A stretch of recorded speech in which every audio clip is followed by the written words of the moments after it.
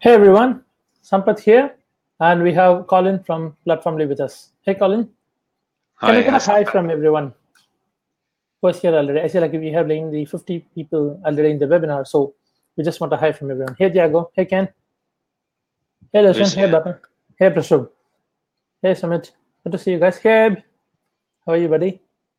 Wow, okay, that's like a lot of hi. Hi, hey Andy, hey Paul, hey Sushant, hi everyone. Okay, so okay, that's a big wave from Colin as well. So in today's webinar, we are going to dive deep into like Platformly because I was a beta tester for Platformly almost like a year ago, and ever since I have seen the product has got like major UI and UX revamp, and at least like 3-4 distinct features for each of those products got added, and they have also made the product like more robust. So, but I don't want to talk all about that myself because Colin is a better guy to who can explain what exactly made him to build a product like Platformly, and especially I would love to hear how long. I mean, I personally know Colin for like more than 18 months, but I also would like to know more about. I also want you to know more about uh, Colin and how long he's been to the business and what made him to build a product like Platformly and the future of Platformly. Of course, we all want to know about that.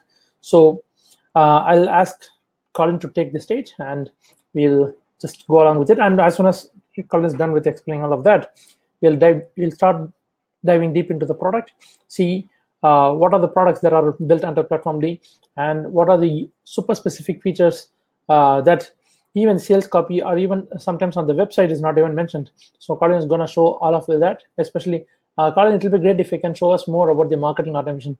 That was the first thing I fell in love with. So I don't want to take more of your time, so let's go ahead and get started. Okay, awesome. Thanks very much. So firstly, guys, I wanted to say thank you so much for taking your time to jump on the webinar with me.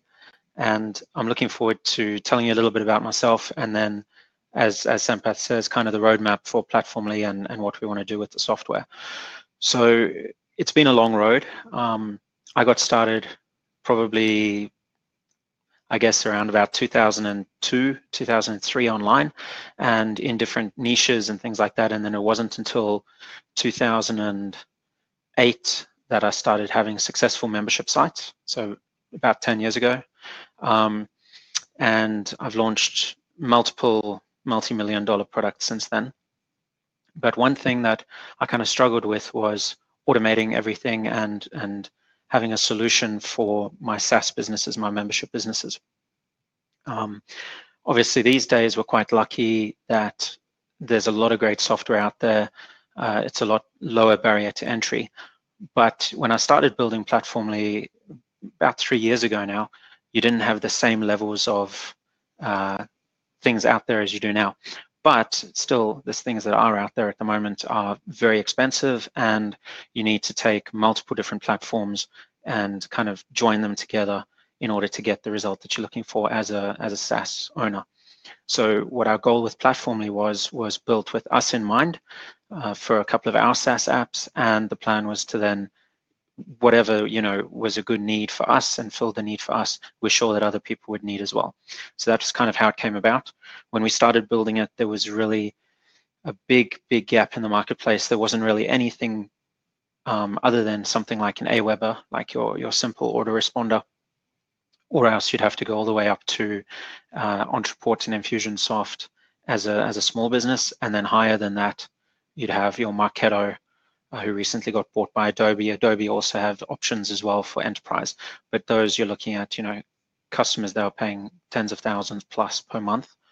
And so Ontraport, at the time I was using Ontraport for my business. It didn't have the campaign builder. It now does have one, but it didn't before until even 6 months ago. And so it wasn't robust enough for what I wanted as a SaaS founder. It felt like it was a bit too generalized, appealing to too many people. Drew is asking, will there be a replay? I'm pretty sure that there will be. I'll leave that to Sampath though. But yeah, so basically we found a real niche and we started tackling it. It was meant to be a 9-month project and it's now 3 years later and here we are. So part of that is because of me. I like to add and add and add and add. And so we've actually taken measures to kind of put the brakes on me a little bit, because I'm kind of, in a way, like a hindrance towards getting the platform developed and released. So we put the brakes on. We focused on what we had after that period of time. We spent the last year kind of fixing all the bugs and issues we ran into, having better testers, using the software and systems ourselves. So what you see now is a product of a lot of hard work, but it's still a work in progress. There's still going to be issues because it's such a big platform. Almost every section is almost like a SaaS by itself. So and to maintain that with our small team and to catch everything ourselves with our QA testers and everything like that, there's just so many different permutations and ways that, or even new code that can introduce some issues. So we do have all the full testing, the staging platforms, everything like that. But ultimately, the reason why we wanted to bring you guys on board with us for this journey is twofold. The first one is to have, some other very, very, I guess, smart users who are building businesses, entrepreneurs, to really like test our platform and help us find bugs and issues and things that can go wrong and report those to us, as well as help us kind of develop a strong product roadmap in order to build something that's going to be very successful in the future. Okay, so Sampath, if you want to chuck your webcam back on for a few minutes and just tell me, is that everything kind of that you wanted to know? Of course, yes. Thanks So for any other questions that you want me to answer, or? No, not right now. We can dive deep into the product. You should get started. Okay, we're going fast. Yeah. So what I'm going to do is I'm going to chuck on my screen share, and we'll have a quick look. And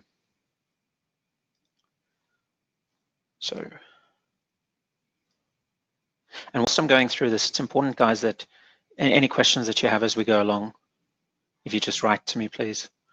I'm going to turn off my webcam as well. So I guess the first thing to ask is, can everyone see my screen? If you just put like a yes or a 1 in the chat box. Wow, okay, great, awesome. That's enough, thanks guys. So let's start talking through this. So Project X, something we quickly whipped up about 30 seconds prior to starting the webinar. Dan put it 2, so I don't know if we first put a 1 as well, so he can see it, but maybe that means he can see it twice as well. So let's go through and talk about the different sections. When you first log in, you'll see we have walkthroughs that we've built. We're using UserPilot for that, and part of those walkthroughs is there's walkthroughs in every section. So if you feel that there's too many, you can just click ignore walkthrough if you know what you're doing. And then at any stage in the bottom section where there are walkthroughs, you'll see this dashboard walkthrough. You can just click that, and what that'll do is it'll launch the walkthrough. So here we have the video, and then we've got the steps explaining to you how you can go about building a dashboard, okay? And we do have templates. Part of the roadmap is to have more templates for your dashboards. So you can basically just come here and select the category that you want. So are you looking for analytics, customers, your integrations, or your sales as an example? As this is a new project, we're not really going to have any much of these. But then once you made your choice, then you'll be able to see here, you can select, okay, so I want to see my customer success and churn, or I want to see my revenue metrics or my business overview, or if it's just analytics, like you want to see your traffic. And as we build in more integrations, you'll see that it says they're required services. So that tells you what you need in order to use this dashboard template, okay, connected up under integrations. Okay, so that's how you go about setting up a dashboard. Now dashboards you can use, so actually let's just switch over real quick. So as you saw there, you can have multiple projects as well in each account. This is kind of what your dashboard will look like, and it's going to load up your metrics. And then at any point in time, you can go here and you can click Add Widget, and from here you can then add different widgets onto your dashboard. Okay. The other thing you can do is you can put it in full screen, and you can also copy a public URL of this, which means that you can share that with your team, and you can also put it on your TV screen in your office, or you can bookmark this as a bookmarklet, and then you can just click it in and open your public viewable dashboard at any stage, so you can have an overview of your business, okay? So that's what the dashboards do. Then you have the tracking section. So yeah, please do keep the questions coming in. At the moment, I'm not really reading them. I'm leaving that up to Sampath to write as he goes. So yeah, regarding the templates, we have some, but we're going to be adding a lot more as we go. Obviously, that's one of the key things. So any templates that you want under the dashboard, we actually have a link where you can request more, and I'm going to talk about that as well in a moment. So what our tracking links allow you to do is it allows you to basically do a full funnel tracking. So whenever you're running, let's say, Facebook ads, you'd want to use our tracking links. And I saw a message recently that we work with Tag On as well. So that's great. So you can, if you did pick that up, you can use our links with Tag On. The other thing you can do is when you set up an offering, so let me just see if I can find one that, because a lot of this was just test data.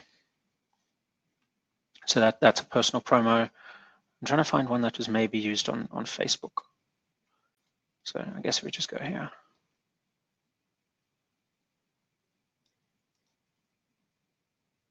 Let's see if there's anything in there. Okay, so this was when we were promoting a webinar, and that's how many clicks we got. This was when we were doing a webinar as well. And then what you can do is, let's say that you're running it on Facebook, you can actually import your Facebook ad costs. Now let's say that we wanted to create a new link for this offer. We just go here and we go new link. Okay. And then you can just select where the source is. So your source could be, you know, like a list mailer, a solo mailing, Facebook ads, whatever. You set traffic source, traffic type, medium, and ad identifier, and then you'll save it. And then later on, you'll be able to go back and view all the stats of how that campaign performs. So really, it's kind of like, I guess, other services out there that you could compare this to would be like an improvely.com. The idea being that whenever you do any sort of marketing for your business, like let's say that you buy solo ads, run Google ads, you would create tracking links here. When you set them up, you can also select them to, actually it's on step 2, but you can tell them to use UTM parameters, all right? Which basically means that all of our clicks also then register in your Google Analytics account as well. And you'll be able to view all the stats of these. So let's just go back to all categories. Let's just try and find something that we can use here in this test. What's going to be a good one?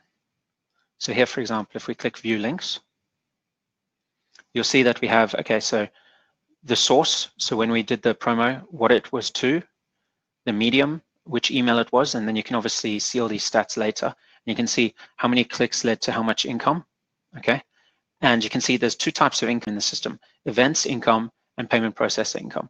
The way this works is you can set up events. So under the drop down over here, I'll open it in a new tab, we'll come back to it. I'll just show you let's see if we can actually view the stats from here.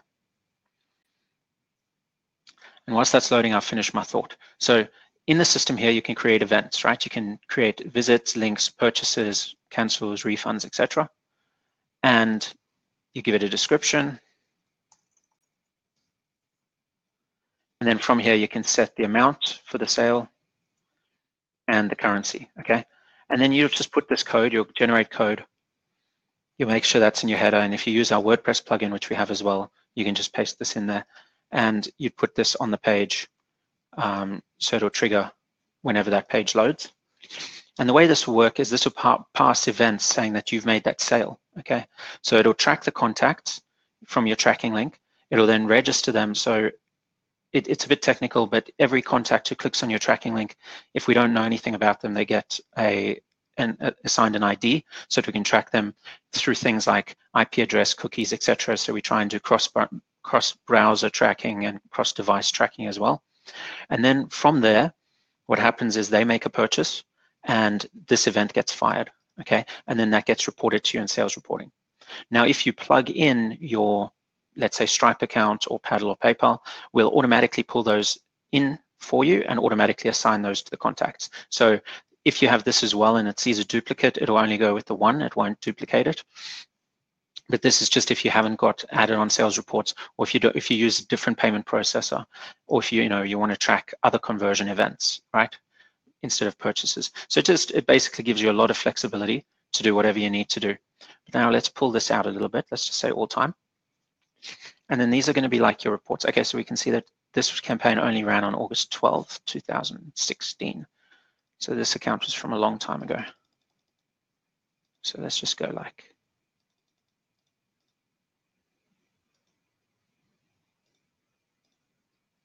let's just say we want to see this time period. Okay, we can then see our conversion rates. We can see our total revenue, our total profit. So the profit comes from if you had any costs on that.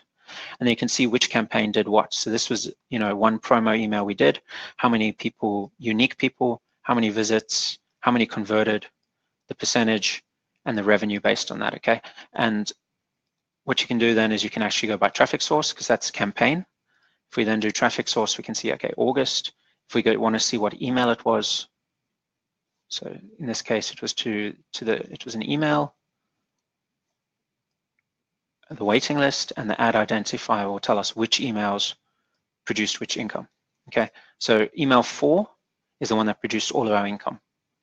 All right, and then you can see like user heat maps from where in the world they came from, and the list of the countries from the different clicks. You can see what times of day. So then you can tell, okay, so obviously we mailed on a Thursday, which is why it was like staggered like that. And you can probably see that we probably mailed around about 9 a.m. on Thursday. And then people clicked slowly the different times. And we can see a breakdown of all the tables for conversion rate by both hour and by day. Now, this is very helpful if you're doing a lot of promos and things like that to see when is your most time efficient thing. Okay, so our tracking links allows all of that, but it also allows us to assign all the income or all the events to contacts. All right, so that's the tracking section, and you'll learn more about it, and we'll have dedicated webinars and training to go in depth on all of these things. Okay, split tracking links is basically a URL rotator. So what you can do is you can create links that, let's say you have multiple links, you can then give a weighted average. Let's just quickly click this now. So you can give it a name, a custom name, and then you can choose like the type of link, and then you'll say, okay, so these are the links from that campaign. What percentage do I want on each? And then that's how it's going to, it'll output a link, and then anytime someone clicks, then it's going to split the traffic for you. So it's an automatic split tester. All right. Yeah, sorry, Sampath. Good start. So before we move to the next section, it will be great if you can just tell what are the things or what are the features that the products under Platformly before we move into. I mean, we can just give like overview of Platformly, and then we can dive deep into each of those sections. Say, for example, we can talk a few words about landing pages, opt-in forms, marketing automation, CRM. Yeah, sure. So if I go through, okay, that you see here once again is a walkthrough that'll explain more. So you want me to go through the actual sections and a broad overview? Yes, please. Okay, so yeah, so someone's just saying that all the figures are from 2016. Yeah, this is a like not our main account. So basically, what we have is we have dashboards, tracking. So when we say Platformly, we feel like it's the platform for the back end of your business. It's supposed to in time connect all of your main SaaS and everything like that into one platform where you can run your business. So from the tracking, then you have like our CRM, which is your contacts, and from there you have messages. At the moment, we have emails where you can send broadcasts, you can set up RSS emails, you can view your emails and stats and so on. But coming soon, depending on popular demand and roadmaps and what people request, we're going to have push notifications. We're going to have Facebook messengers. We want you to have all the different ways to get in contact with your customers from within Platformly. Okay, so that's why it's called messages. Even SMS automations and so on. Okay, follow-up sequences. Then what we have is automations, which is how you build all of your automations. Basically, it's like this is where you go if you want to automate the back end part of your business. And then the forms, this is both opt-ins and pages. So if you want to use Platformly as your landing page builder, you'd come to pages. And from pages, if it's a two-step, you can build and trigger opt-ins as well. But also if you want to use third-party landing page builders or opt-ins, so let's say, for example, you're a ClickFunnels user or a Convertri user or something like that. Coincidentally, Convertri has a direct integration with us. So you wouldn't need to do it with Convertri. You can just build inside Convertri. But you would create an opt-in, which I can show you guys how to do, and then you can use that on any third-party service that you have. It's very easy to do. And then all the leads will come inside of Platformly. And then under reports, we have, obviously, this is the reports of the whole system. So you've got your sales reporting, your tracking link reporting, your email reporting, your funnels. And also under profile, it's very easy where you set up, where you can import both contacts and sales, and also your unsubscribe lists. So when you're moving over from another provider, you should also import your unsubscribes to make sure that you're not mailing them here as well. Your integrations, where you can tab on all your integrations. And then obviously feature requests get support, our API and docs. And in here some tools which are kind of advanced users. It's merge contacts and things like that, where we'll go over your account and we'll try and match your contacts where they've joined with, potentially lots of different projects of yours, but they're the same contact. You can then merge them. We make recommendations and things like that. So that's a brief overview. That's like a 1,000 foot view, so to speak. But is there somewhere that I should now start going into individual sections? I don't really. Let's just see. A lot of this is test. I think it was maybe this one.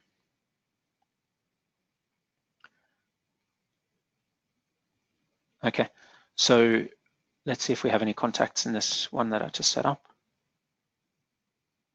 Yep. Okay, so we have a few contacts, and what you can do is we have this quick view where you can click here and you can kind of view. So because this is all tests, you'll be able to see all their stats at a quick overview. So their contact name, all the information about them, their stats. But then obviously if you click on one of them, it's going to open up kind of like more of a CRM. And here's where users can start giving us feedback and suggestions on how they want this improved. On the right-hand side, you're going to have a quick overview. And you see here we have letters sent, postcards sent, and so on. That's because I have Lob integrated. You might not see this when on your accounts initially, but if you go to integrations and you activate it, then you'll see these here. That allows you to reach out to your contacts. You will see all the stats, all the purchases that they've made, all of the activities that they've done, and then project info. So when you have multiple projects, we match up the contacts based on things like IP, cookies, etc. And so even if they're using different email addresses, if they join, your different projects, so they opt in at your blog and then they take a trial at your SaaS and then they buy a product at your store or whatever, if they're using different emails, there's a good chance we can match them up into one contact for you and build them all like their segments and tags, and everything would be in the one contact. You can see any automations that they have, and obviously this contact doesn't have any value, but you'd be able to see a breakdown of how long they've been a contact for, their lifetime value, how much they're worth to you in the last 30 days, what transactions they have, what products, and what events that they've fired. Okay. So this is an overview here. Then obviously any social data. So if we pull in with rich profiles, it's not part of the initial deal. You can add that on an upgraded plan, but we're also going to be exploring options about bringing that as a standalone upgrade to pull in all the social data and everything, as well as integrate anything you're currently using as well. So that's what the contacts look like. And then obviously segments is kind of like what most services use as lists. So you just segment contacts. In this one, I don't know if we really have. Let's see, we might have a segment or two. Yep, okay, so we've got the demo segment, we've got our contacts here, and you can see a breakdown of income from the contacts from each segment. And you can actually just from here shortcut email to all your segments. Once again, tags is kind of how you power the whole system. So when you create a form to put in a landing page builder, you would say anyone who opts in to this form, let's give them this tag. And then when you're creating automations, you can then use the tags to trigger the automations and send them follow-up sequences and follow-up series. Okay. So I'm just going to take a moment to catch my breath here. And Sampath, are there any questions so far about what I've been talking about before we move on? There have been like a few questions, but I'm just worried about that. Start taking all those questions now. then the overall time for the demo may take a little bit more. And a lot of people here wants to know more about like the marketing automation part, especially how Platformly stands when comparing against something like ActiveCampaign or Infusionsoft. So it'll be great if we can start taking to some of those questions. I mean, in terms of like landing pages and opt-in forms, that is more or less like self-explanatory. So we all want to know more about the marketing automation and CRM especially, and also of course sales reports. So if we can cover these three, and then we can dive deep into all those questions. I'm keeping a tab on all those questions though, so you don't have to worry about it. Okay, all right. So then let's, I guess what we can talk about first would be sales reports. So the way the deal is structured is you can add on a sales report for only $29 lifetime. And that's going to unlock that you can add payment processes and get sales reports. So here's the walkthrough of how of everything, and it'll explain it all to you. I'm just going to click skip tips, and then I'm going to choose a project that does have some data that we recently loaded in here. So let's just pull this one up. Okay, and you'll see, so we're selecting the last 1 month period. So in the last 1 month, it gives you a breakdown of your gross sales, your net income, your total income, your refunds during the period. And you can see your period recurring revenue.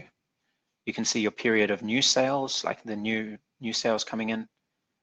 You can see the refunds for that period, and then we can see our period churn rate. So in the last month, a churn rate of 8%, based on active customers minus cancelled. So whatever your system is. Someone asked me if I own SERP.2. Yes, that's one of our products as well. I won't go down here too much, but there's a live stream there that shows you all the transactions and so on as they come in. We've only connected, I think, 2 of the payment methods that we accept, but then you can go to an income breakdown. Now, this is a feature that I came up with because I really liked the idea of being able to see a running total of how my current month is doing versus my previous month. So what's kind of cool here is you can say, okay, so today we're at the 21st of September. So today we've done so far 1,600 from those processes that we've connected. And for the month, we're at 37,500, which means we're making, at this point, we're $3,720 better than we were last month at the same time, because last month at the same time, we'd only collected 33,800 versus 33,700, okay? So you can see, and you can see it day by day, a breakdown as you go. Then you can see your total from the previous month versus what you're going to be projected for this month, which shows you your potential increase or decrease. And the way the projection works is it's a running total of what there is here, divided by how many months are left. So here we got average months of the last 12 months. So on average, it's been doing this much. So our projected income is telling us that we're going to be 3% lower than the average. And our best month of the last 12 months, you can see how much that was. And then what we're projected to do, so then it shows us how far better or worse we are from the previous month, okay? The growth tab is something we're still going to work on. It's going to be pretty cool. It's just figuring out the final details of exactly what people want to see with their SaaS. Now, another feature that I came up with that I quite like is the comparison. So you can compare 2 different periods. So in this case, we're just going to compare period, the last 30 days, all right, with the month before. Okay, so actually we're looking at, well, we could go this month and compare it to last month, right? And then what that's going to do, and you can do it yearly, you can do it quarterly, however you like to do your business. It's going to compare all the different sections, and it's going to show you whether you are ahead or behind the previously compared period. Okay, so this is going to allow you to see, it's also going to allow you to see which products are selling the best in each month, your total new customers. It's pretty much a full breakdown comparison there. Then another one that I came up with that I like a lot is called the run rate. The reason I came up with this is because you can get an instant overview of, okay, so I'm just quickly going to stop there because someone asked, this seems to be targeted towards SaaS owners. Can e-commerce businesses benefit from this as well? We're going to be, our first goal, it's on our roadmap. We will have a public roadmap at some stage in the near future, is WooCommerce. And the reason we're targeting WooCommerce is because there's not a lot of offerings out there for WooCommerce, and it's such a big niche. So we're going to be pulling in all of these sales reports like this will be for WooCommerce as well. I'm going to actually just, if everyone bears with me for 1 second, let me show you. I'll show you in a minute how that's going to work, but basically there's going to be a plus here, and you'll be able to choose which ones you want here and which ones you don't. So if you're doing e-commerce, there'll be, obviously your sales will be great, but you won't necessarily want monthly recurring revenue. Instead, you would want, like a customer lifetime value or whatever, so you'd be able to select those. So yes, our plan is to go for e-commerce as well. At the moment, we are targeting SaaS. And the thing with this sales reporting is obviously this is an add-on that you can purchase and then plug in. It's one of the add-ons that I'll show you in a moment for $29, I think we're doing. Right, and then what we have is the run rate. So there's two ways of viewing your run rate data. There's by transactions, which is this, and by dollar. So if we're looking at transactions, what it's going to show us is it's going to show us over time all of our sales and so on. And let's have a look for this period, right? So this is for the last 30 days. Okay, so we can see how many sales each day and how many lost, and our total growth or falling. Okay, and then let's say that there's lost. Let's look where. Okay, so here's 2 lost. What were they? They were 2 cancels. In this case, 1 loss. It was a chargeback. Okay, don't you hate the chargebacks? But so you can see a running total of total new sales, total cancels, and whether you're growing or shrinking, and the amount. All right. So it gives you a nice big in-depth look at that. And if you go to transactional data, dollar data, it's the same. It's overviews you can see. So let's have a look. Okay, so you'll be able to see, okay, so total new sales this month, total rebills, total cancels, total refunds, total chargebacks. So if you add up cancels, refunds, and chargebacks, you get your total lost amount. And then we can see your run rate. So this month our growth is shrinking. And the reason for that is because the lost amount is greater than the sales amount. All right. So this is how it goes. Someone asked, this works the same with euros. At the moment, it's dollar denominated. We're going to build in multi-currency support. Okay, and then obviously you have your churn. I'm not going to go through every single tab because it's pretty obvious what they all are. But basically here you can see what your churn rate is on any given day for the previous 30 days up to that day. And here you can scroll through and see all of your metrics. You can see how your churn compares now to what it was over different periods over the last year.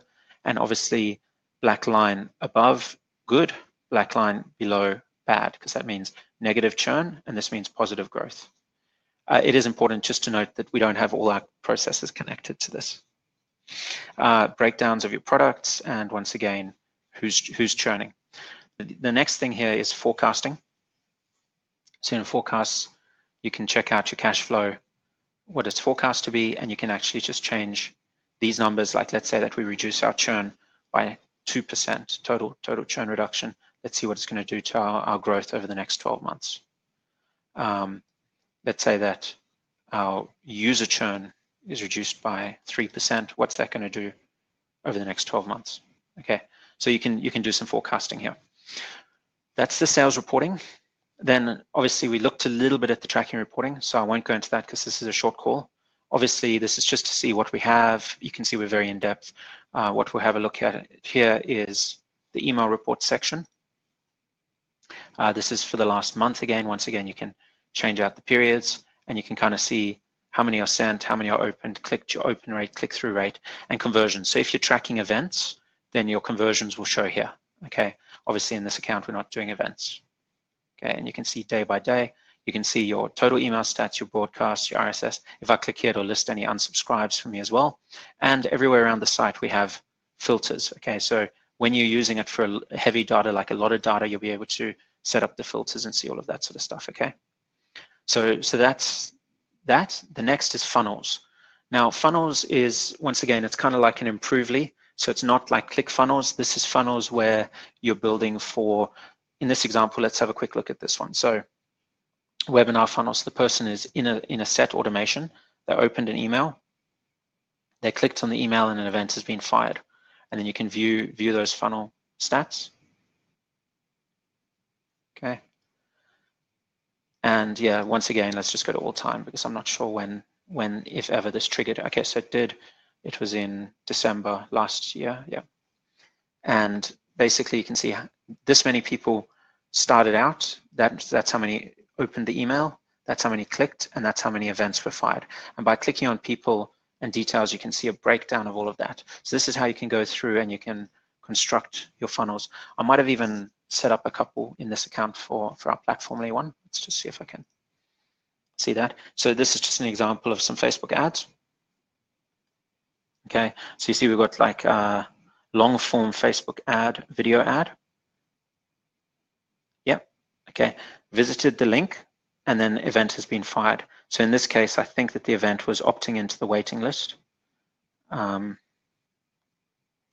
so we can see that in total 200 people clicked and 27 opted in over the period of time. Okay, and we can see what link they clicked on. You can change here what you want to view. So if you want to view, so referrer was that URL, but if we go to traffic source, for example, I'm pretty sure to say Facebook.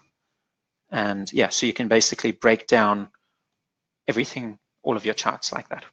Okay. And then the other thing is where can I go with some dummy data? Let's just go here. Under contacts, what I was saying before about the sales reporting and the ability to add on extra tabs. You see this plus here, this is how it would work. And so what you can do is you can go through and you can set up a filter, give it a name, and then it'll always be here for you. So let's say I want to filter no activity. So I just say, okay, activity, no activity in the last 180 days.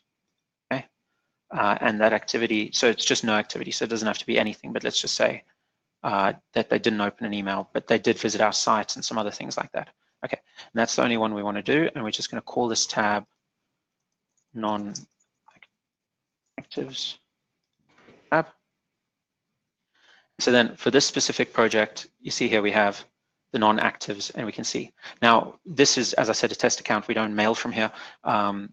So we just imported a whole bunch, but that's why it's such a large percentage of it. But you can see that you can create these tabs and they'll always be there. And it's going to be the similar sort of thing with sales reporting. Now, next, Sampath wanted me to talk about automations. We probably only have 10 minutes left, and then we'll take questions. So I'm just going to come over here and I want to just, so automations is project wide because you can have users going into multiple projects and crossing multiple projects. So let's have a look at this one example. So SERP webinar, once again, it's the same one that we saw the clicks from in December 17. 744 contacts. Let's have a look at the stats. Okay, so view stats, and then we'll look at how you edit it.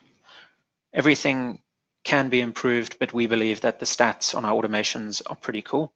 The automation builder at the moment is very solid. It's at, it handles all the email stuff very well. And what we want to do is we want to start building in integrations so that you can do really advanced things with automations. So one of the things we'd like you to do is to request what you want to do, like use cases. We've had webhooks, for example, requested, and that's something we'll build in here as well. So, okay, so at the top here, you can see the, your overviewed stats. So how many people jumped into this automation and so on. And by clicking it, it'll load up. So we can see the list of the 744 people who came in and who finished it. Let's just click away. If we click on the income, it'll show us who purchased what, the receipt, what type it was, and the amount, okay? And which emails they purchased from. And here we can see the stats of these emails and which products were purchased. Okay, so you just imagine this for your business, using this with all the breakdowns, you can really do some damage. So when you come here, you see these ones you can click on. So let's say this email here. So we can see how many sent, how many opened. This is, I'll have to confirm, but I think it's total opens, not unique. How many clicked on the links, how many unsubscribed, the open rate, the click-through rate, and then obviously if they'd purchased any products that we had with tracking links or events, it would show here. How many finished it? If I click that, it's going to list the group of people, and an email preview shows the email that was sent out. Okay.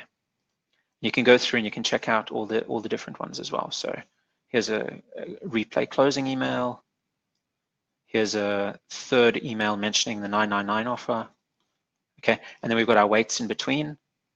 And I'll just explain how this one works. So 9 hours before it closes, we send another one, and that's like the last email we send for that offer. Then we come down here, and then we send them a try for $1, okay, for 48 hours. And here, Pixel fires to start a counter for $1 expiry. So that's using deadline funnel, okay, and it starts a unique countdown. So if they open the email, then the 48 hours starts, and when it finishes, and they can't buy, okay?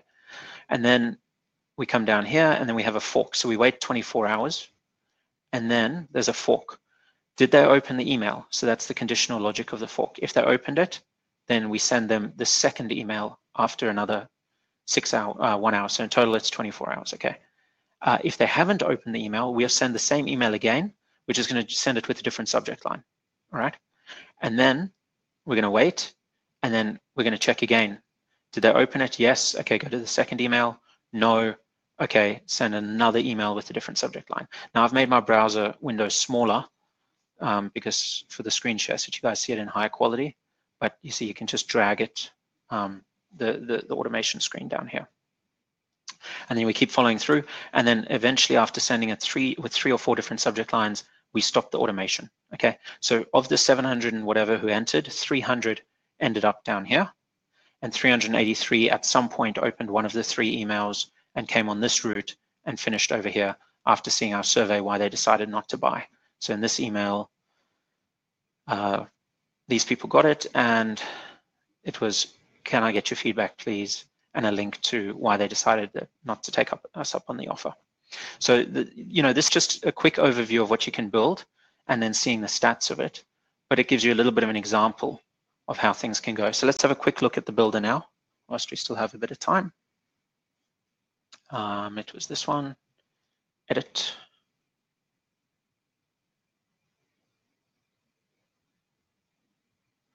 Okay, so the first thing you do is obviously you set a trigger, and here's how you can add multiple triggers, but in this case, contact is added to a tag.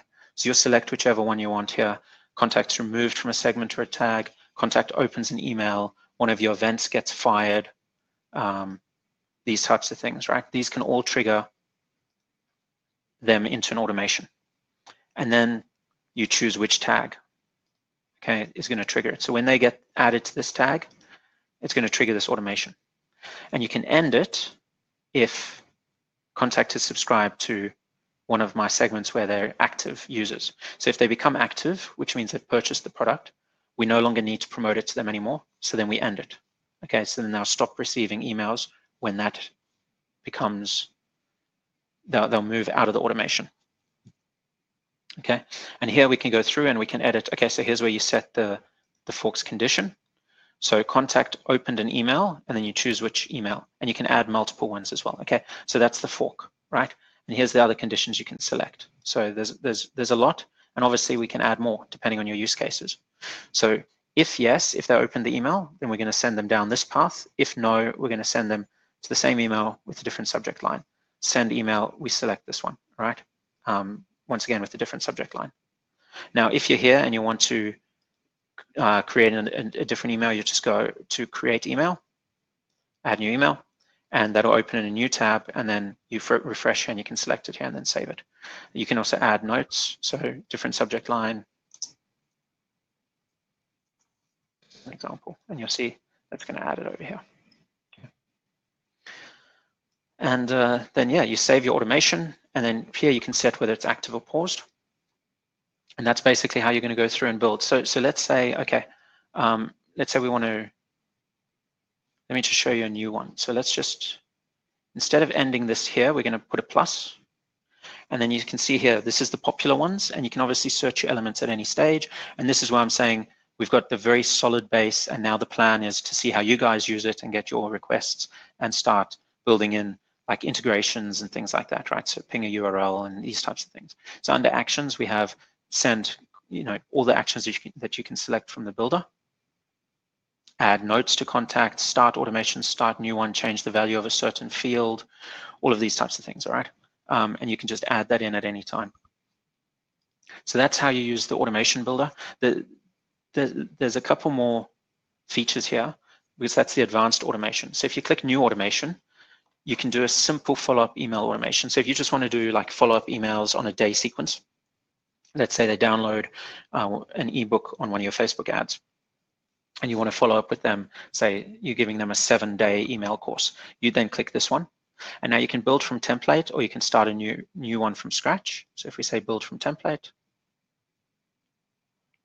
okay, so simple template, 5-day email course. So we're going to load that one up. Okay, and you see all these different ones that we have so far. Now, as I said, we're going to, depending on what you request, we can add more.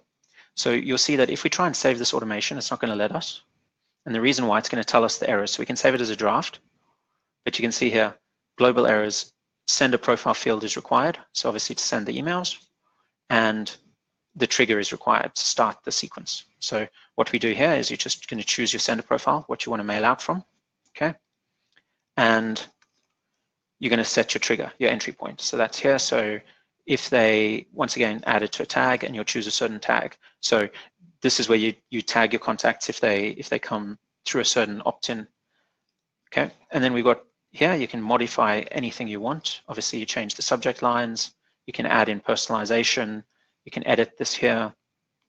You can put in, these are placeholders. So you just fill this in. Yesterday you learned boom, today you learned boom, and so on and so forth, all right? You come through here, and then you can add new emails. You can drag them around so the order changes. You see, we edit the order. Let's actually delete this email.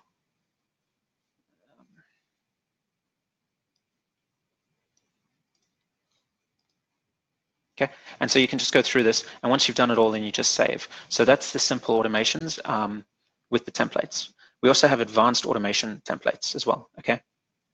So new automation, advanced visual automation, build from template, and then you have options of templates, okay? So at the moment we have the one that you can load up, a cart abandonment recovery series, but we're going to be adding in more as you guys request them. And to make requests, I think we even have a link in here to it. So if I go new automation, if I go, let's say here, oh no, okay. Well, basically I'll show you where we'll get requests for information. From your profile, feature requests. This is where you'll give us feedback. So if it's a bug that you're reporting or an issue, you click report a bug, it goes straight to our CTO and that department. Otherwise, if it's a new idea, you can just say new idea and add your new idea. But before you add them in, if you come here and you check the other requests and see if you find it in here, you can also use the search. So in this case, you see here where I say ask, that's me asking for you to input stuff, all right? So in here, new template requests for pages builder, new dashboards and widget templates, new automation templates, and new simple. If you come in here and you'd click comment, okay? And from comment, you would add in what you want. So in this case, let's say you want certain types of dashboard widgets added. You'd click comment and you'd add it in. Or if you want, like here, people could come here and say, and I know that people want this, so I'm just gonna add it in. Check out.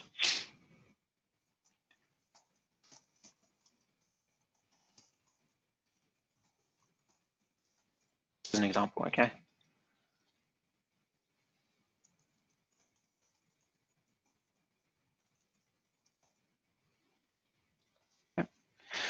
And so that's how we'd like you to do it. If you put in ask and you come here and then you can just give us all the templates and the widgets that you want. And any fresh ideas that aren't listed here. So you can vote up, and sometimes people don't put in enough information. So this integrate with WooCommerce, ability to add automation that links with WooCommerce. So if you want it in the sales reports, you'd come here and you'd say, you know, let's also include it in the sales reports. If you want it, you know, like in the automations for, you know, purchases, then you'd put it there. Anytime that you find something that you want, you'd come here and you'd write this for us, and this is going to help us shape the way forward for us, okay? So yeah, so I've kind of touched on, I think, Sampath, I think I've kind of touched on a lot of the features. There's obviously things that I haven't touched on yet. One that I really want to touch on here And guys, you just need to know we're still improving this, but it's pretty cool. Under setup, you see here lead scoring. Okay. And under lead scoring, you can set up for lead scoring. So you choose what project you want it for. Obviously, it's the one that's selected, so that's the one it's going to work on. Then you can select actions, assign points, and do they degradate. All right. So this is still coming very, very soon, but I think it's going to be pretty cool because then you're going to see it under your view contacts. You're going to see it in your contacts. You're going to be able to, score your contacts, add customers, and trigger automations based on different scores and different segments of your audience. So that's something. Obviously, domains. This is where you'd add domains if you want to, for example, create custom tracking links, so tracking subdomains and landing pages that we host. Now, obviously, another key thing for you guys to know, whilst we're just touching on things here real quick, is let's go and have a quick look at. Under integrations, you'll find it, although it's not it is actually an integration, I guess. Yeah, so the Chrome extension, okay. Well, that's actually one of the extensions that you can do. Once again, please note this is in beta, all right? So we have a Chrome extension, but it's 100% in beta. So what this allows you to do is, well, you can see I've got it installed. I can pull up my dashboards directly here. So let's just go, okay, business overview one, and it's just going to launch that for me, okay? And I can then see my dashboard. And if I want to, where did I go? Yeah. Sorry. Yeah. You can add contacts directly from here. The other thing it does is it works with Gmail. So Gmail for Chrome. When you automatically, inside your Gmail account, when you go to reply, you'll see this icon if you have it installed, the extension. You'll be able to click it and you'll be able to automatically add your contacts straight into Platformly from there. You can create your tracking URLs directly from here. And as you can see, because it's on this page, it's already filled this as the target URL. And it's already given it a campaign name. So all I need to do is just select a category, add any identifiers I want, and create a tracking link. And yeah, also the other thing is on web pages, you can actually just add emails directly as well with that. But please do note that this is totally still in beta. So you can give us ideas on how we can improve it. I'm just trying to see, okay, so here's where we can add it. Here's the sidebar, what it looks like inside of Google Chrome, Google Gmail. Then the other thing we have is a WordPress plugin. So you can just download the plugin and put it in your WordPress site, and you can automatically add your pages and opt-in forms and so on with that. And then our Platformly API docs, you'll be able to see that as well. Right, so those are the main things that I wanted to touch on. I did have a couple of questions I wanted to answer about the offer as well, but I think, yeah, actually I'll probably do that now, Sampath, if you don't mind. Yes, and before that, we have, we just want to address a specific question regarding, there is a request to integrate with, yeah, that's from Bernard. There's a request to integrate with unless, especially the dynamic text replacement. Do you want to talk about that a little in terms of landing pages? Do you want to talk about that dynamic text replacement feature? Yes, yep, I'll show that. We have on the Platformly blog, for integrating with third parties, we have here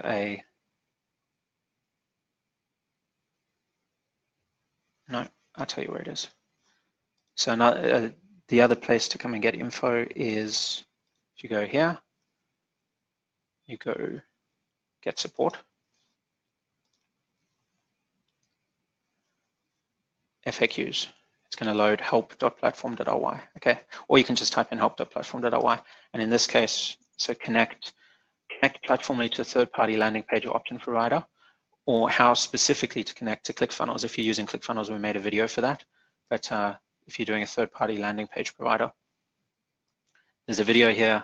It runs about 4 minutes, and it shows you exactly how to use our opt-in builder to get the code to then connect to Landingly or some other service, okay?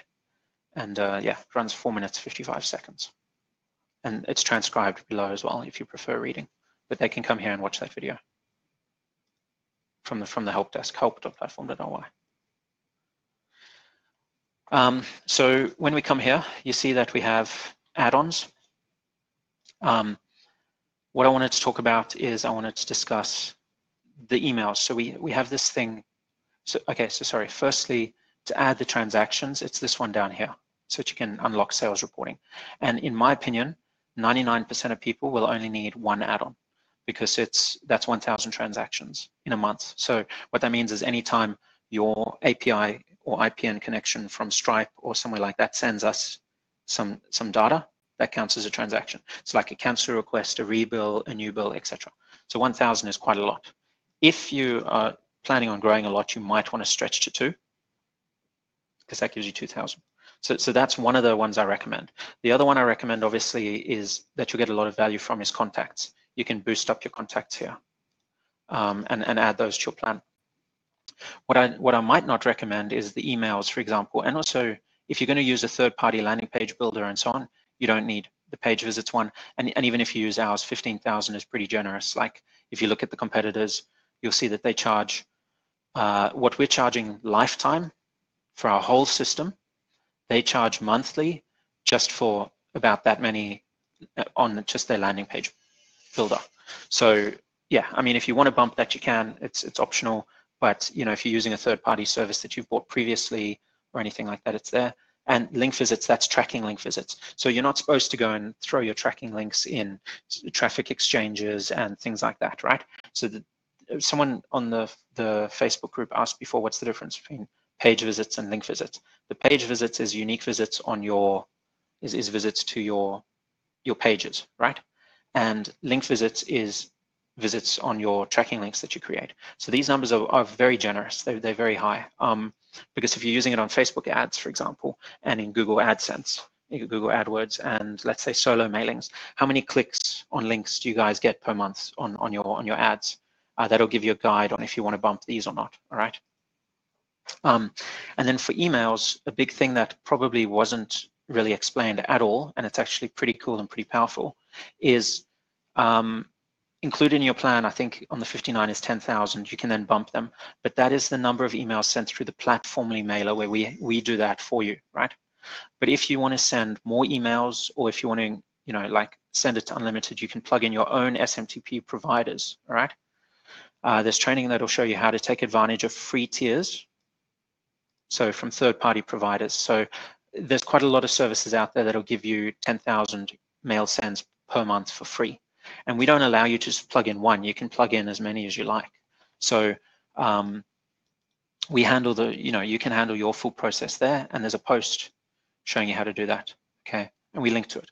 So it's just a blog showing you how to set up your SMTPs. It's just 4 steps. It's very quick and easy to add them in. Under sending mailers, new sending mailer, you fill out the form with your SMTP info. You can even, you see here, want to limit the total number of emails sent per 30 days. So if you know that you're on a 10,000 free tier, you can put that to 9,000, and then you will never go over the free tier with that service, okay? And here's some providers that you can use, Amazon, SMTP, et cetera, right? So we can plug all that in, so you're covered there, right? And then the other cool thing that we do is on email stats. We don't really send emails from this account. Let me try. If I go here.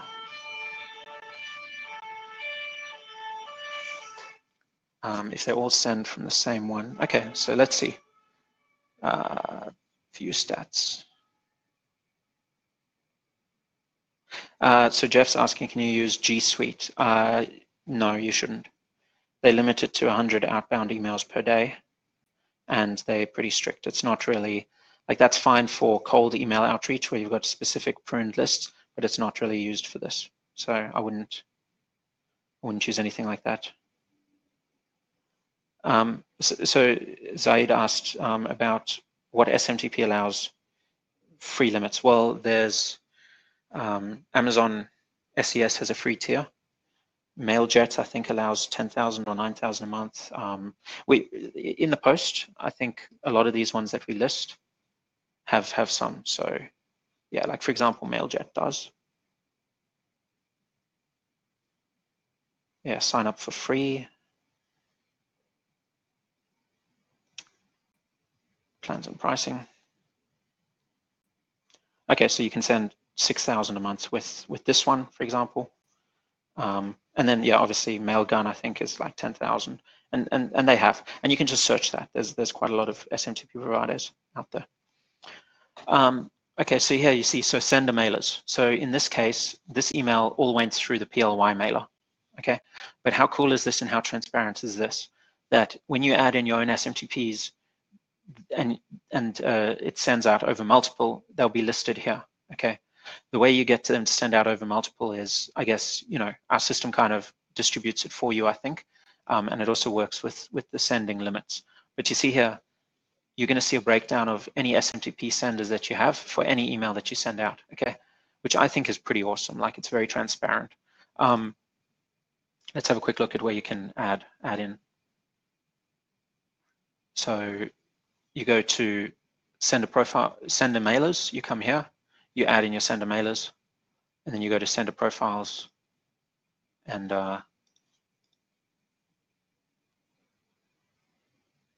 from your sender profiles, you pick a profile that you want to work with. Let's go with this one, and we go edit. And in the sidebar here, if you leave it blank, then it's going to use PLY mailer, okay? If you select just one of them, like SendGrid, then it won't use PLY mailer, obviously it'll only use that. So just go over it again. Blank, it uses our mailer. If you select multiple and you want to use our mailer as well, then you should select it. And then you can select all your different ones. Okay. And then when it mails out with those, all right? You just save it. It's going to check your sender reputation on save to make sure that your email, so I'll just actually show you. It does take a little bit of time. But it's important to make sure that you're sending from your clean domains and things like that. It's kind of like a benefit for you, I suppose. So we'll just wait for that to come through. Someone's just asked, are add-on domains an option in the LTD plan? Yes, actually, we just give you unlimited domains. It's fair usage, so you can add as many domains as you want because we expect you to kind of be reasonable. But yeah, we're not blocking you from that. Okay, so now you can see what we've done here. So when you click save, so it first checks that your email that you've put in as your sending email is correct. It looks up the IP of your domain to make sure it's not on any blacklists. It looks up your domain itself and it checks the MX records. Once everything's good, you can just click confirm and save. All right. I don't know if yeah, actually, I'll just confirm and save. Okay, so that's how you can go about doing that. So you don't need to. I noticed in the Facebook group there was a lot of people saying that this isn't necessarily going to appeal to big. Like bigger users. When it comes to stacking, I suggest you don't necessarily need to then stack the emails because you can simply very easily connect it. You should stack contacts, and then if you want team members and things like that. The other reason why we did the add-ons the way we did is because we wanted to put, so initially when I was talking with Sampath, he's like, do the deal for minimum $99, and then we have like big stacks on that and so on. I wanted to make sure that everyone can get in, and the limits that we gave is literally fine for like 85%, 90% of internet users, business owners, entrepreneurs, small entrepreneurs. But then if you want to, then you have the ability, and it just gives you flexibility because, if you're using Landingly or Convertry, why would you want to pay extra money for something you're not going to use? If you're using Improvely, or if you don't, you only do small advertising, why would you want to pay for link visits if you're not really using more dashboards? Why would you pay for that? But so, for example, the ones I would focus on is maybe get yourself some more contacts, and maybe get one of these here. That would be my kind of recommendation, so that you can get the full use out of it. And then the other thing is, Sampath, maybe you want to announce it regarding integrations. First thing, we have increased. So previously we had in this add-on, like by default you get 3 integrations with this deal. When you purchase $59 lifetime, the base deal, you get 3 integrations, and to get like additional integrations, you will have to purchase the add-on. But To eliminate that, we are just going to remove their integrations add-on completely, and we are going to give you 20 integrations by default, whereas even Zapier is going to consider as just one integration. So basically, you can get like, I mean, not many people are going to use more than 10 integrations. So you get 20 integrations by default, and if you have already purchased the add-on for integrations, you can just contact Platformly's chat support, and you can replace your integration add-on with some of the features that you may want. So I would, based on what, or you can keep them if you want to, like yeah, have more than 20. The thing is, so a lot of people got confused with the integrations, and they're like, oh, 3, and then how do I know what I'm going to be using in future, and all these kinds of things. The fact is, it's active integrations, so you can disconnect ones you're not using anymore. But just to like kind of put that to bed, we decided 20 integrations.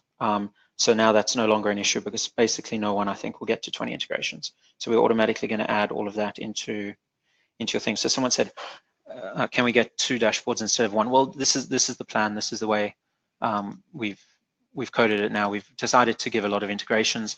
You can actually get a lot more dashboards if you want.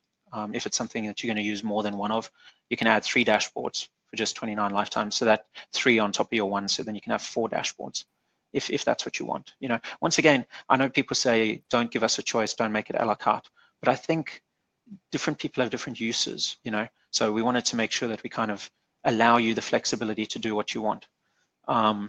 So that's part of the deal. So the first thing is these contacts are stackable.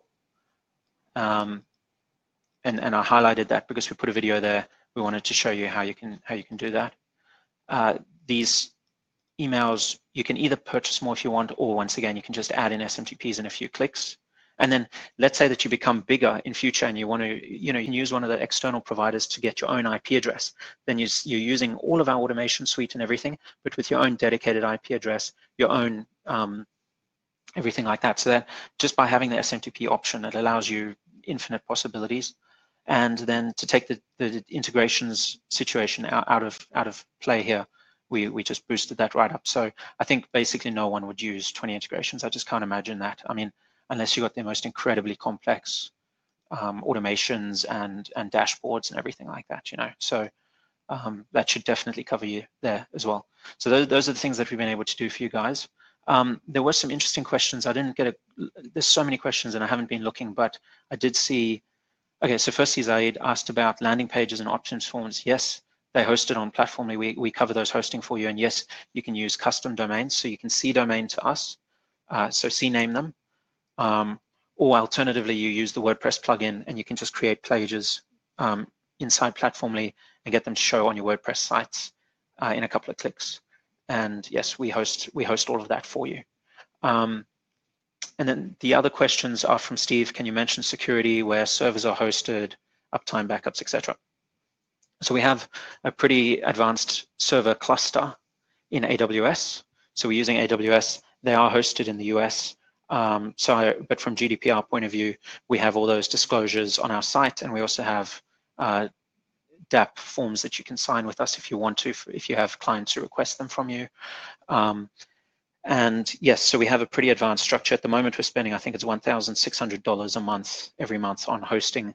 And silly me, even whilst we were just testing, we had no users. I've been paying that for about 9 months at least, because obviously we scaled up thinking we're launching sooner. So just on hosting bills, I'm spending more than, at the moment, than we'll make on these lifetime deals. But yeah, just to put it in perspective, we've really thought long and hard about making sure that everything is very secure. Backups, very, very frequent backups. So yeah, your data in terms of loss, if the worst case and there's a massive catastrophe, we're talking about like a few hours of data maximum.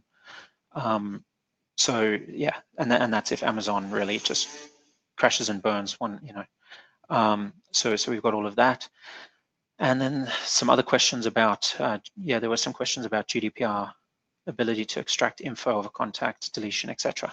Yes, we have all of that. So just give me a second.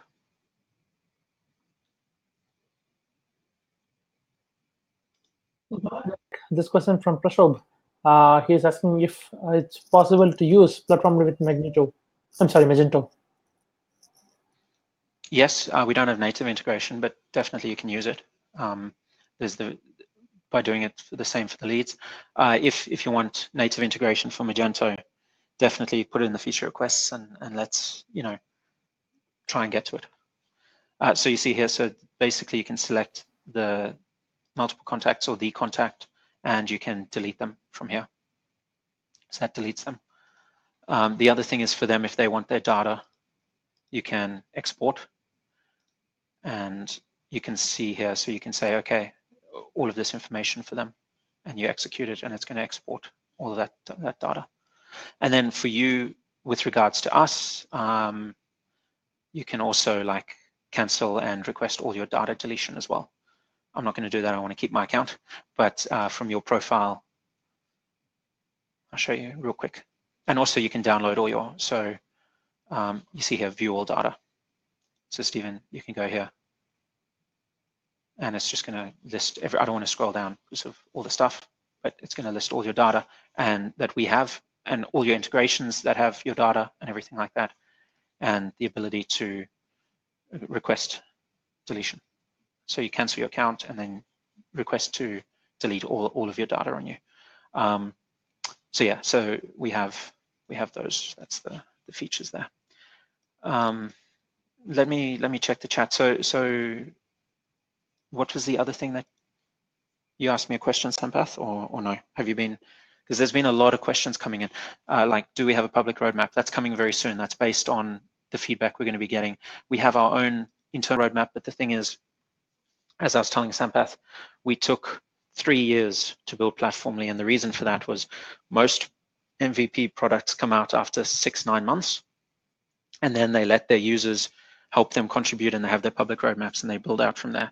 I made the mistake of basically saying, oh, I wanted to do this, oh, and I needed to do this for my business, and it should do this. And so we just kept building and building and building and building. So we've had roadmaps for 3 years. So yes, we have things on the roadmap that we still want to sort. The email builder is coming, the drag and drop builder, which some people have requested. So that'll come at some point. The other things are more templates around the site, and yeah, we've got a huge list of roadmap. And Colin, especially the sales pipeline for CRM. Sorry to barge in, but that question has been coming in repeatedly. Is there going to be like a sales pipeline for the CRM? So when I come to feature requests, I don't see that requested. It's one of those things that we can build, but I don't know if we can ever be the same as, let's say, a sales flare, or so the choices come down to, if enough people want it, we can build it. But the other option is people could request an integration with Salesflare or whatever, and then we can integrate, and then they can use both. So I guess yeah. I mean, if enough people request it, it's something we can definitely look at. But I don't see anyone requesting it at the moment. So if you want sales pipelines in the CRM, if you want another section under here, can you please request it here and give information, like detailed information, and then other members can vote it up. Great. So Nick, you're just gonna make a feature request for sales pipeline in the CRM, and let's get more upwards for your feature request, mate. Let's do that. Yeah. Also, Nick, the webhooks, that's also on our roadmap. That's going to come. So yeah. And how about Shopify integration? We want to do WooCommerce first, okay, and then Shopify. We will do Shopify, but I think WooCommerce will come first. Having said that, once again, because we haven't yet started on WooCommerce, if the feature requests are much more strongly for Shopify, then yeah, we can look at doing that. You see here, integrate with WooCommerce. We've got nine people wanting this so far, and so far I don't see any for Shopify. So yeah, it's the same story, like that. This one we're working on. Okay. Yep. Okay. So yeah. So rather than like for integrations, guys, I think the simple thing is, if you go to feature requests and you check if it's there, and if it's not there, to please add it. And then someone here said that they wish that there were less than 10 integrations, or 10 integrations, but then 2 users and 2 dashboards. The thing is, it all comes down to flexibility. If the dashboards is only going to be used by SaaS users and things like that who don't already have a solution. So we didn't want to subject everyone to losing integrations, which is used by everyone, So that's why we chose it to do it that way and coded it like that. But if you do want the dashboards, you can come in, you can grab it here. Sorry, I'm just trying to see. I don't really see the messages that easily. Sampath, is there any more? Yes, there's a few more. But before that, I would like to have a few words here. So if I were you, like when I say I were you, I'm pointing out like hundreds of people from the group. So based on all the add-ons, here's how my stacking would be, and it's going to be. So let's just say that we get $59. We get all the base packages covered, and in terms of like upgrading, I can just get a SendGrid account, which is like pretty cheaper, or like a Mailgun account, which is still cheaper than getting like add-ons here. So I would just get one of those accounts, and I don't need more add-ons to send emails. So the base plan is good enough for me to test the water, and then I can move on to SendGrid Mail or Mailgun or to Amazon AWS, and also SMTP. So I would skip that add-on, and we are going to get like 20 integrations now. So I would skip that add-on as well. So one of the add-ons I see that will add like more value for me is the number of contacts. So given that I can have up to like 20 stacks per account, I'm just looking at the guidance. So if I can have 20 stacks, I would use at least 15 of them to get like more contacts, because if I'm going to have like 30K contacts, more than 30K contacts, then I should be making like a lot of money. And I'm happy to upgrade and make a I'm happy to avail the 50% discount that's been offered generously by Colin and team. So I would use 15 of my stack for the contacts, and probably like a couple of them for link visits, I mean link tracking, and one of the or two of them for sales tracking. So this is how my stacking would look like.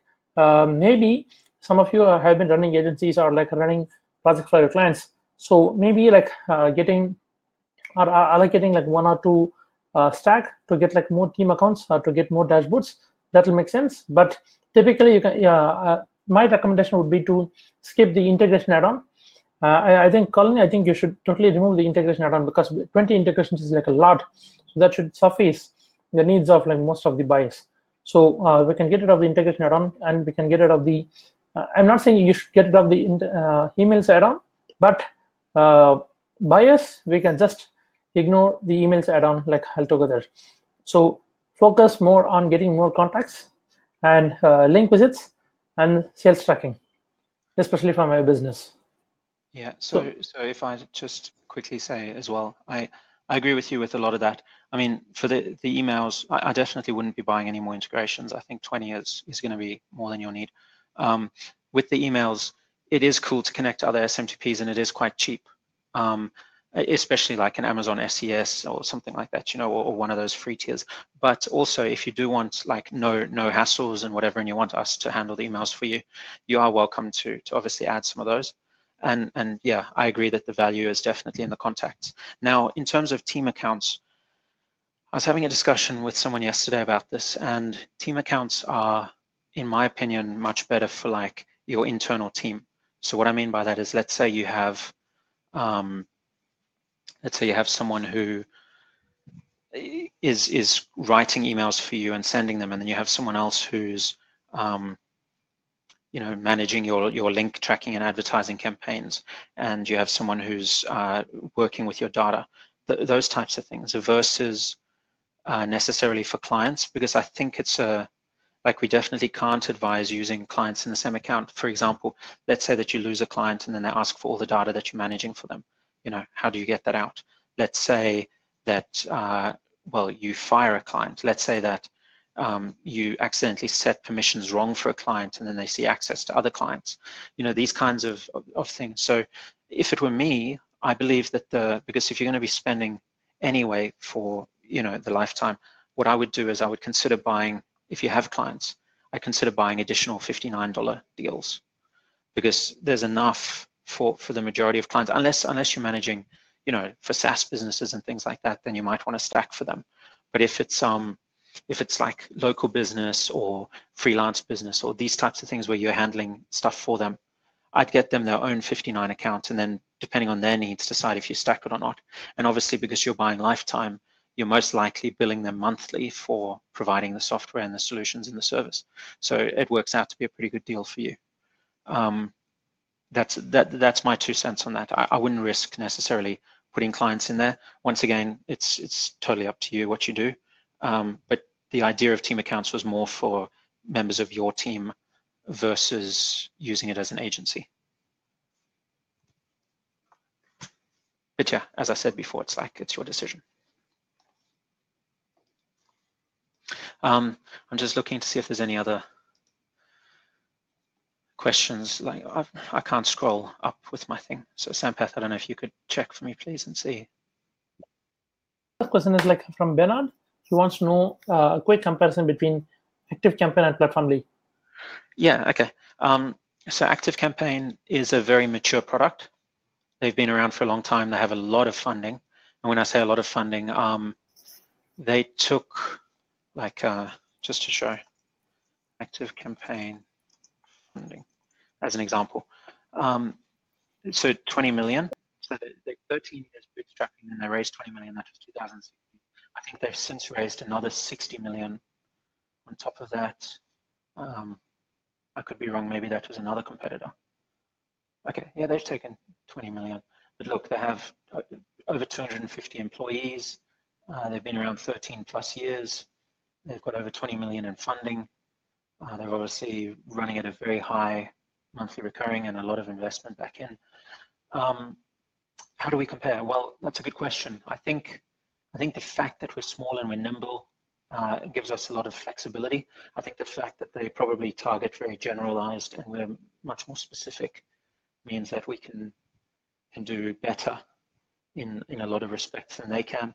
But in the overall, I mean, we're new, we're small, we're relying on you guys to help us shape the future of the business. So I think I only showed that just for a little bit of perspective, when people say, oh, how do you compare to this? How do you compare to that? I think that we do a great job, not just under the circumstances, but yeah, I say our goal is to provide you more value than ActiveCampaign. Our goal is to provide more functions for your business, to be easier to use, more full-featured, et cetera, et cetera. So I think I'd like to say that for me and for my business, Platformly would be a much better choice than ActiveCampaign. But for every business, it's different. So it depends, what parts you're very interested in for your business and what you need. But yeah, I think we compare very well, considering this is like our second day of, I mean, we've obviously had some paid beta testers for a while now and things like that. But we're pretty new to market. We haven't even actually opened the doors yet. Like we've only just put pricing on the website like 2 days ago instead of the waitlist. So yeah, that's why we've taken a year. That's why we've been running it ourselves for a year for our businesses. That's why we've had 30 paying beta testers as well for a year. But yeah, ultimately, I think one day for you guys, for any like sort of SaaS business or anything like that, I think one day will be better than ActiveCampaign. But I don't, it's a journey. I hope that's like, I know that a lot of people would probably come in here and say, oh yeah, we're way better because we give you so many more features and so much more stuff and so on, which is all true. But ultimately, just sheer. Your voice is like a bit of breaking up for us. Oh, sorry about that. Yeah. Is that a bit better? Yeah. Anyway, that's my honest answer. That ideally, I think that to a lot of users, we can be a lot better than ActiveCampaign. But yeah, just for perspective, it needs to be understood that we're starting the journey and they're a very mature product.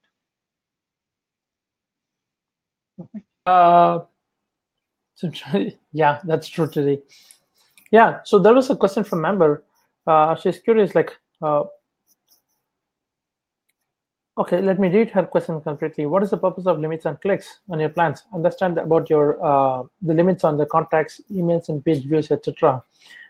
Because if the limitation is going to be hit on the number of links, number of links that can be tracked, wouldn't that affect or stop the automation part completely, the workflow?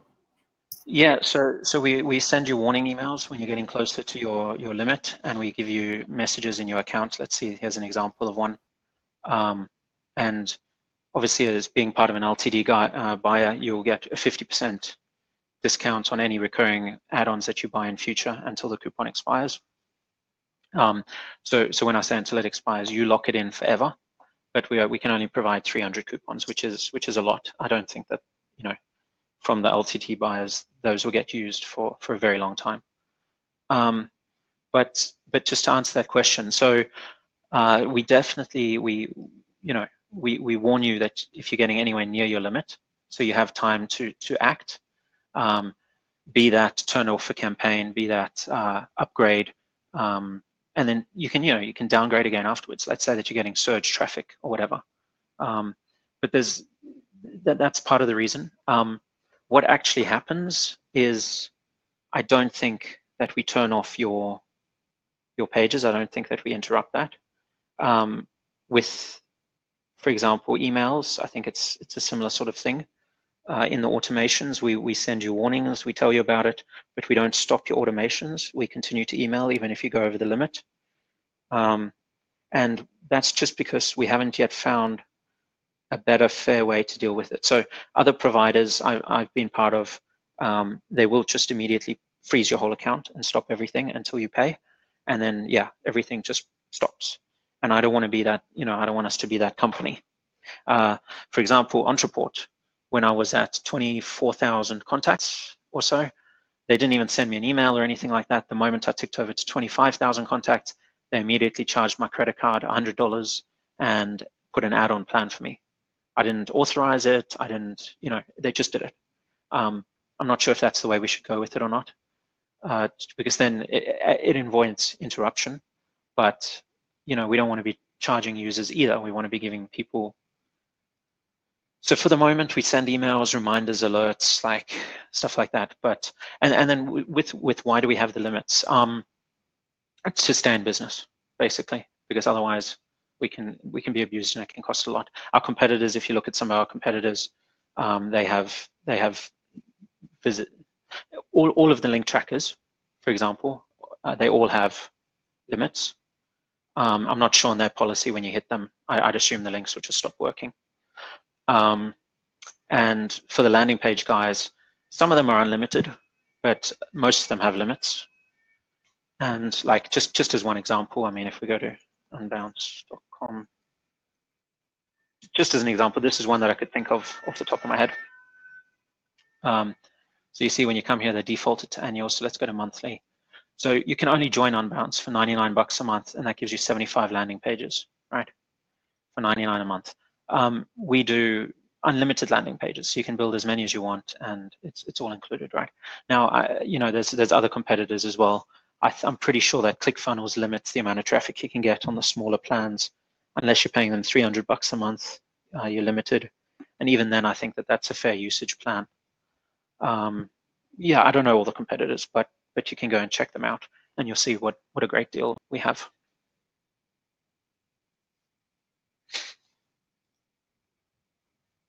And any other questions?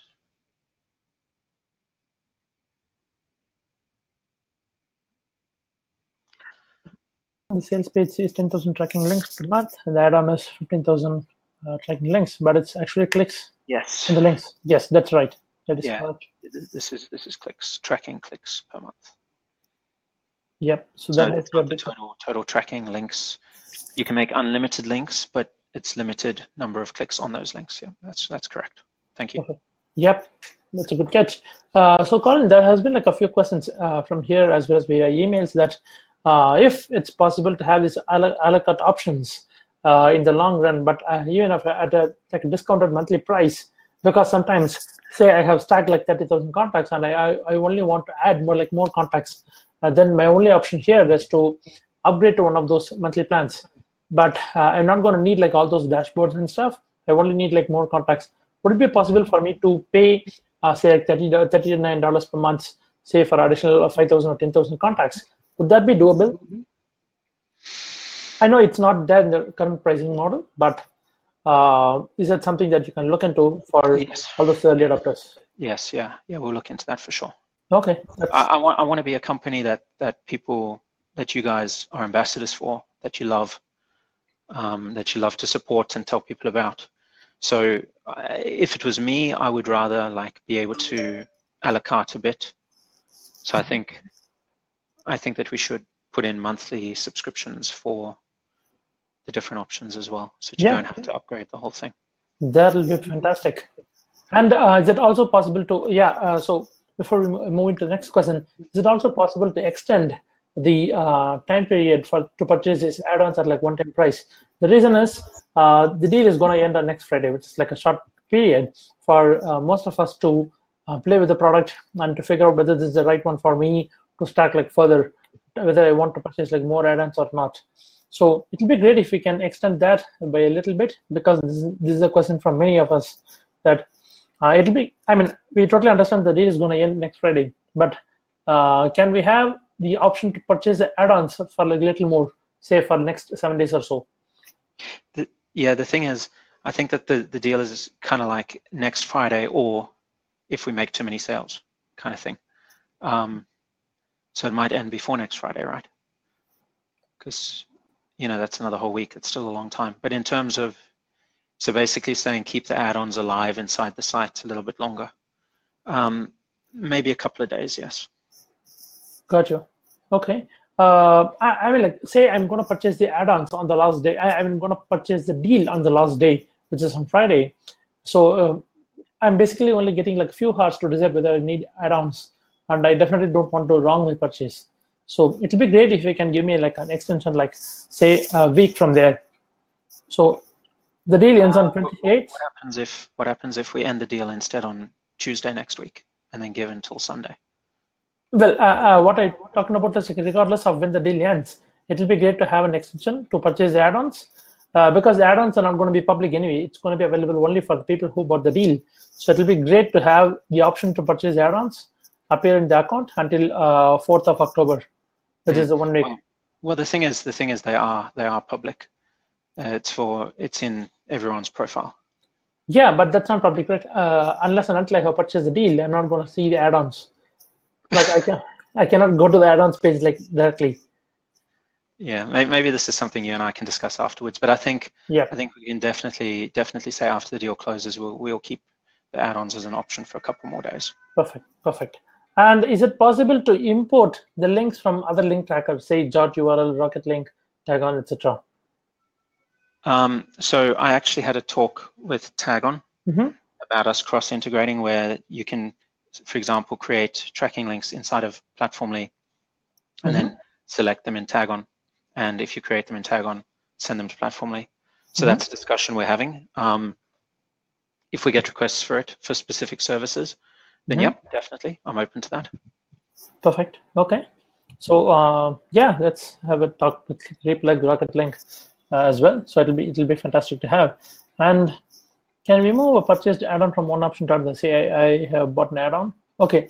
Then I'm afraid that's not an option. You will have to refund. If you have bought like too many of links as an add-on, then I'm afraid you will have to refund. Like say if you bought like 5 and you only need 3, you will have to refund those 2, and then you have to repurchase the contacts. The reason is like you can only stack up to 20 in your account. So that's the only option available right now. The thing is, if you reach out to us because the stacks are the same price. So if you reach out to us on the help desk and say, I want to swap this stack for this stack, or this stack for this stack, I think technically it's something we can do. Okay. I don't want to speak on my developer's behalf too much, but I'm pretty sure instead of issuing a refund and having to rebuy and whatever, I'm pretty sure we can switch out one for the other. Great. Okay, so that's doable. Perfect. Yeah, I'm cautiously optimistic as well there. Yeah. Can I get the feature request link? You should be seeing that under your account, Praveen. Yeah, so we don't want it out in the public, Yeah. but you can come here and you can go to feature request and then add it. The reason why is we want members who with a vested interest kind of helping us shape the future, Right. rather than having those links in the public. Exactly. So yep, under your account. And then the other thing is what you can do is, so we also invite you in the welcome email to join a private members only Facebook group. So that's only for active members. A couple of things, if anyone's still listening, I'd really rather we didn't talk about the lifetime deal on that, because there's other members in there who aren't as lucky as you. And the other thing is also from a feature request point of view, we want all the feature requests in here. That's more for like general business, general advice, those kinds of things, keeping in contact with us and so on, like in a group. Perfect. So Brian has a question like, how long after the deal closed would we be able to switch? Say I have purchased like too many link tracking, or I have purchased too many page visits where I could use it. Yeah, that's fine. I think probably, let's say 30 days. Perfect. So as long as the refund period is there.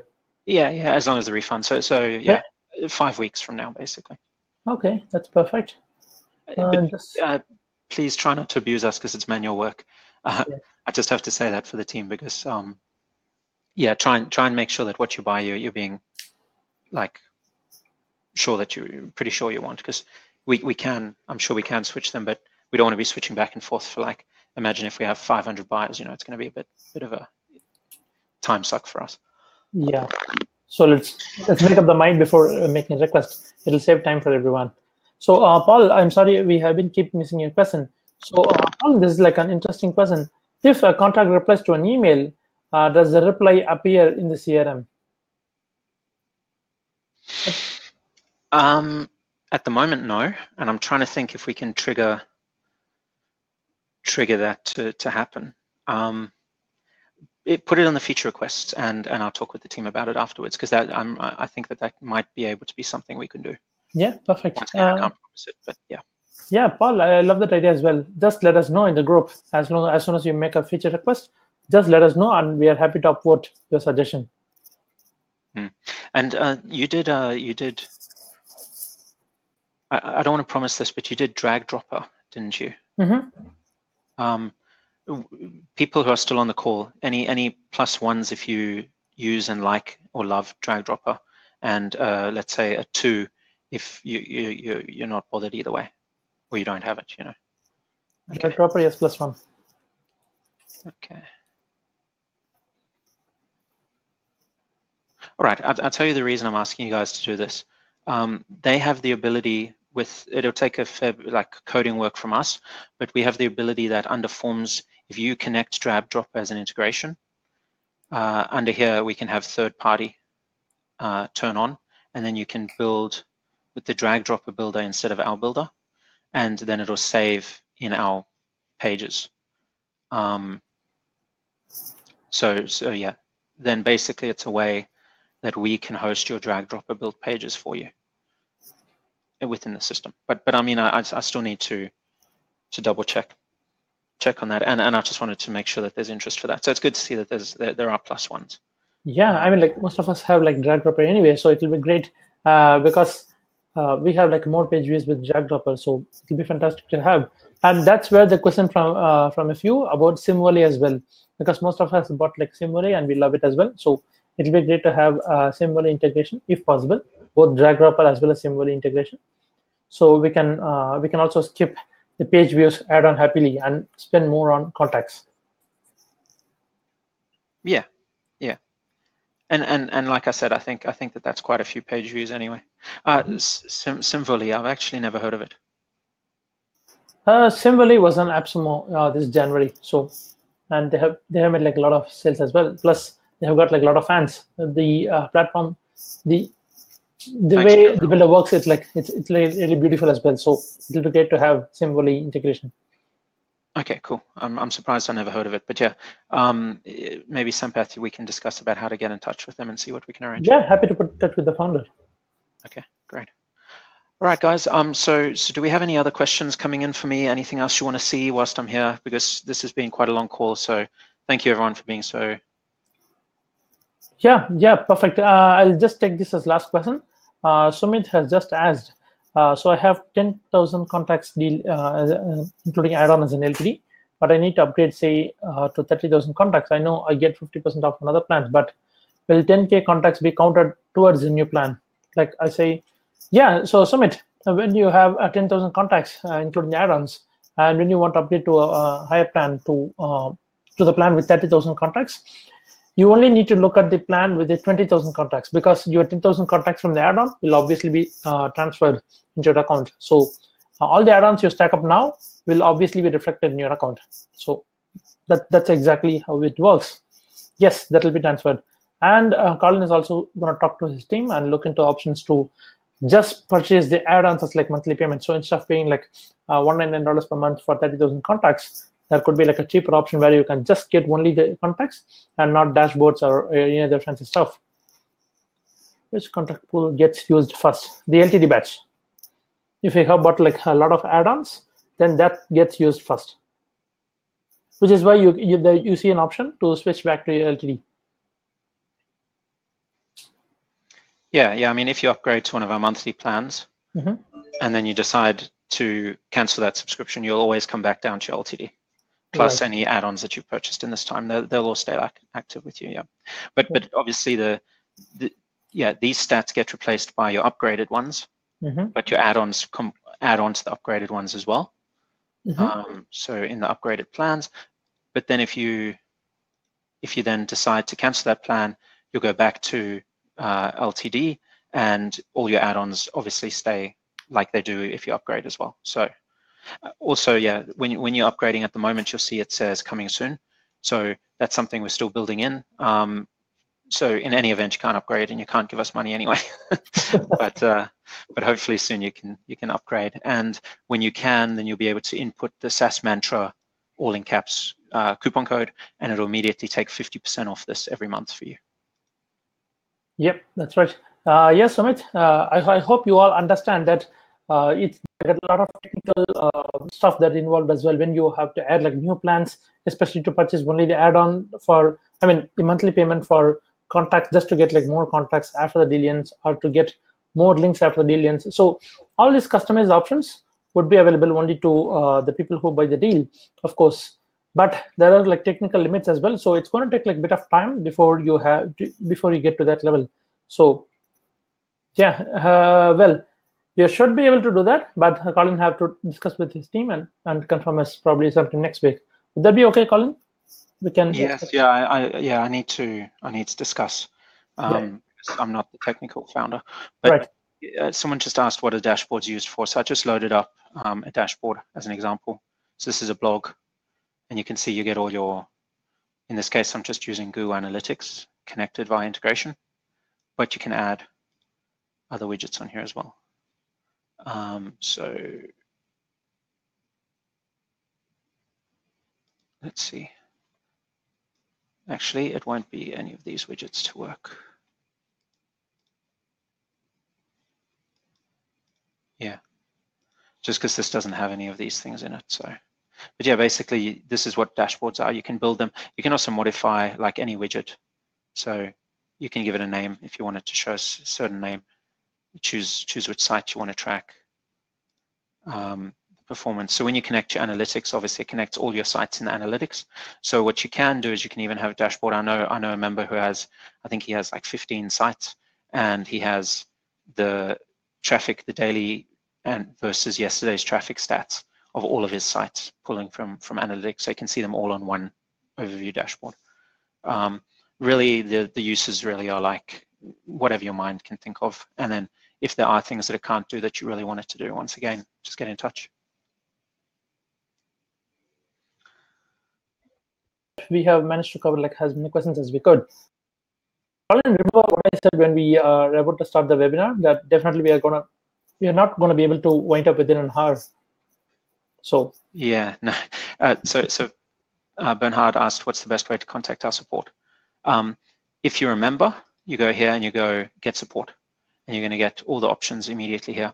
So if it's a quick question and it's not, of any technical nature, and it's not a feature and it's not a bug and so on, you can just hit here. We have live chat here. If it is your account specifically, but not a bug, you should contact support here with the ticket. And if it's a bug, you give it here, feature here, and then this is our obviously help desk. And here's like a little feed of what's new. I've got to be honest, we've been a little bit slack in keeping this up to date, but we'll work on that. Oh, and actually, everyone who's on the call, if you're still here, this is a pretty cool thing. So if you log in, you click what's new. There's a service called Email List Verify. We arranged a coupon code for you guys to get $39 worth of email credit checks. So it'll check 15,000. Dan, yes, it's Beamer, but I'm paying extra to hide the branding. So thanks for running that for me. Here's the 15,000 free email verifications, and you get this free. There's a coupon code. Where is it? So ELV. Oh, the coupon code is just PLY, and that should give you $40 worth of free credit checks for Email List Verify. And then you can connect that in here under integrations. You can just connect it up and choose which lists you want us to go and send off to Email List Verify, and it kind of checks it all for you. Yeah, so any last questions before we log off? There's more like a request where people were asking that is it possible to have like more webinars for Platformly, especially because given the product is like huge, and I'm sure that we haven't managed to cover like at least 30 to 40% of the product. So it'll be great if we can cover more. Probably like we can just pull for the topics and we can have like more webinars. Yep. I'm good with that. Okay, so let's have like more webinars for Platformly then. So just let us know what kind of topics you would like to see covered, and we'll have like more of them in the upcoming weeks. Yeah. Sampath is a master of these things. So if you send all your questions and everything like that to Sampath, we can get on a webinar and go through everything. Yeah, probably I'll create a form and you can just submit the form, and we can organize like more webinars just to cover like the robust features of Platformly. Served discount for the FM fan. Well, I'll leave that question to Colin. SERP discount for yeah, I'll talk with Sampath about that. We'll see if we're actually working on a V3, Selena. It's going to be like SERP V2 is here, SERP V3 is, well, I'm not far enough back to yeah. It's going to be much better, but we're a few weeks away still, at least. Okay, great. Yeah, thank you. Great. Thanks everyone. So thank you everyone for staying with us like throughout the webinar. I mean, we took like more than 45 minutes of your time. So thank you so much for staying with us. So much everyone for sticking with us and listening to us jabber away. Yeah. So, and thank you, Colin, for giving us like plenty of details that we all needed. And of course, we'll take this offline to discuss more about the upcoming webinars. And let's plan out for like a series of webinars just with Colin and Platformly. Yeah. So thank you, guys. Thank you, everyone. Speak to you soon and see you in the next webinar. I'll share the replay in the group once it's ready, which is going to take like 3-4 hours. So yeah, I'll share it. And if you have like more questions, if you think that we have missed a few questions, then we can take it in the replay thread. So see you in the next webinar, probably next week. See you.